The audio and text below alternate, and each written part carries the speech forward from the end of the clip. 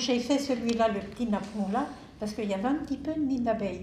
Ça ressemble bien aux alvéoles d'abeilles, il n'y a pas de miel.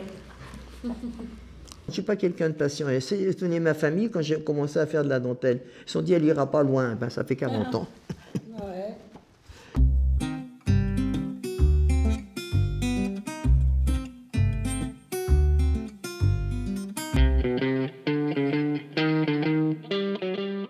On travaille avec ça, ce qu'on appelle du lacet. Ça, c'est du beige, mais il y a le blanc. Hein. Donc, je vais prendre du lacet et je vais faire comme là. Je vais suivre le dessin. Il faut que ce soit cousu, tout ça. Si ce n'est pas cousu, quand vous allez défaire, Hop, tout s'en va. donc tout est cousu. Et après, je vais broder. Ça, c'est l'écaille. C'est celui-là, l'écaille. Hein.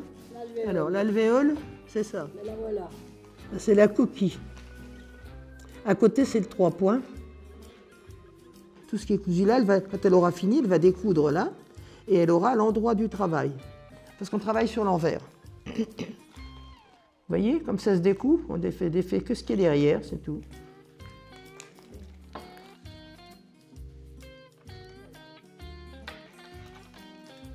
Quand on a fini de broder ça, on fait une petite bouclette autour.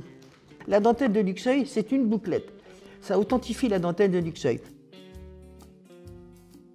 C'était la femme de Napoléon III, oui, qui a été prendre les eaux à Plombières.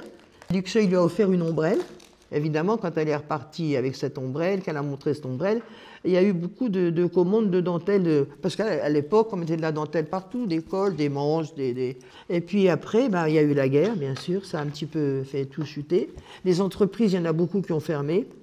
Entre autres, Madame Charton, qui avait une entreprise ici. Et puis Madame Charton, cette dame, quand elle a vu que la dentelle se perdait, elles ont monté le conservatoire à Troyes. Et c'est comme ça qu'on a sauvé la dentelle de Luxeuil. Pour les 30 ans du conservatoire, on a habillé 30 poupées. Alors on a fait un thème, on a fait le mariage. Celles qui savaient coudre, elles ont fait des habits, et nous on mettait la dentelle dessus. On a même fait des gauchenottes et des gauchenots. Alors je ne vous dis pas les petites filles qui venaient, qui voulaient acheter les poupées. Vous avez vu les petites lanternes? Celle-là c'est une robe ancienne, hein. Ça se voit. Et moi ça c'est du tricot, ça c'est du vous et moi. Puis après là ils ont mis des perles.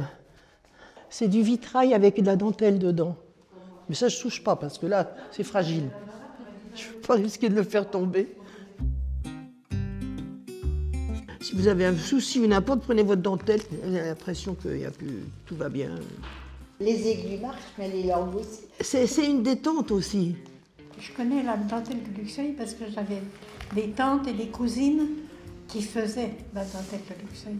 Donc ça me plaisait. Et puis bon, j'avais pas le temps d'apprendre, et puis une fois que j'ai été entrée, ça m'a intéressée, donc je suis venue apprendre au conservatoire. Ici, c'est un genre de bénévolat, puisqu'on fait des travaux que l'on donne au conservatoire, et le conservatoire les vend. Ah ben moi j'aime bien tout ce qui est manuel comme ça, la broderie, le tricot. Et autrefois, on travaillait pour les couturiers, mais la main-d'œuvre, elle n'était pas élevée. Maintenant, vous ne pouvez plus. Le SMIC, il est trop élevé. Vous ne pouvez plus faire des robes comme ça. Ça coûterait une fortune. Vous allez savoir broder après.